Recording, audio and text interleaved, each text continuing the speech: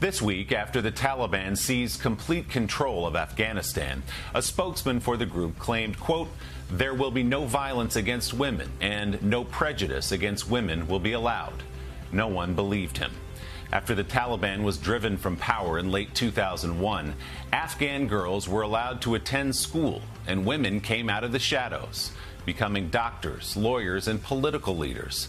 But there are dark signs already that 2 decades of progress may be erased within a matter of weeks. NBC's Cobiella has been reporting from Afghanistan, and she has our Sunday focus. For a woman in Afghanistan today, this is an extreme act of courage, speaking out in public, demanding equal rights. We don't want to lose what we have, this woman says. Just 10 days ago, girls were going to school, dreaming of careers. In the future, what do you want to do?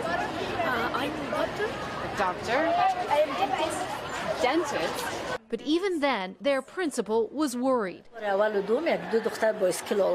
Girls are being forced by the Taliban to marry their fighters in rural areas. Who will help me? Who will help these girls? She told me. For 20 years, women and girls have lived out in the open, starting businesses, getting an education, entering politics. At this school in Herat, they're studying computer science, a glowing example of just how far Afghan women had come.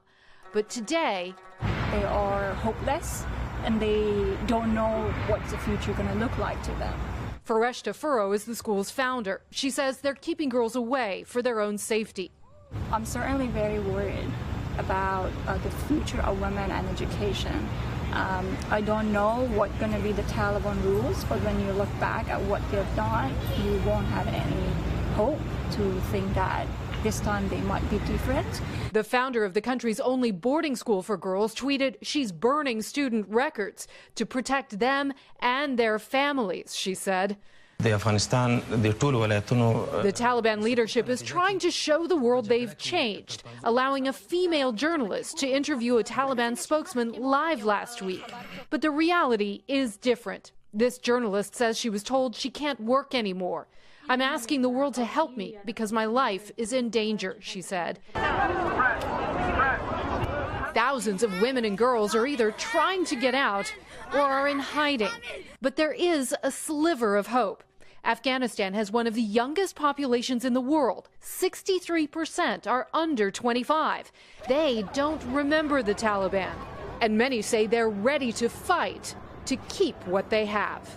It reminds me a saying from Rumi, who is a 13th Persian poet, who says, "Where there is ruin, there is hope for a treasure." And for me, the treasure are the girls and women in Afghanistan. There are people who are fighting, and we can't give up on them now. And Kelly joins me now live. Kelly, good morning. Just extraordinary courage from so many of those women in Afghanistan. We know the Taliban is not suddenly going to change its medieval worldview for the 21st century. So is there real hope on the ground in Afghanistan that things may be better for women and girls this time?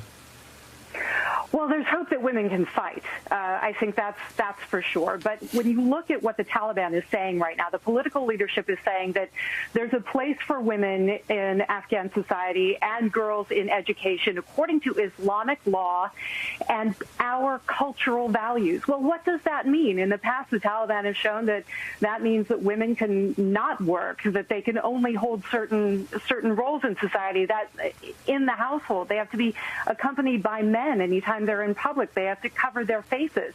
Again, the political leadership is saying one thing, saying that they will be allowed back into society. And frankly, really, on a certain level, they have to say that because a third of civil servant positions are now held by women. Women are all across civil society in Afghanistan. As you mentioned before, they're lawyers, they're doctors, they're judges, they're in the police force. But sadly keep thinking back to one interview I did when I was there with a woman who had fled Kunduz.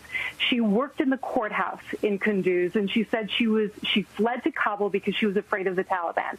She said that they were actively targeting women who worked in government, that one of her colleagues, a woman who worked at the courthouse, was killed by the Taliban. These are the kinds of stories that we're hearing on the ground, and they do not connect with this idea from the political leadership that the Taliban has changed. And let's hope those girls you spoke with get to keep chasing those dreams of being doctors and dentists and everything they want to be. Kelly, thanks so much. Extraordinary reporting from inside Afghanistan. Hey, thanks for watching our YouTube channel. Find your favorite recipes, celebrity interviews, uplifting stories, shop our favorite deals, and so much more with the Today app. Download it now.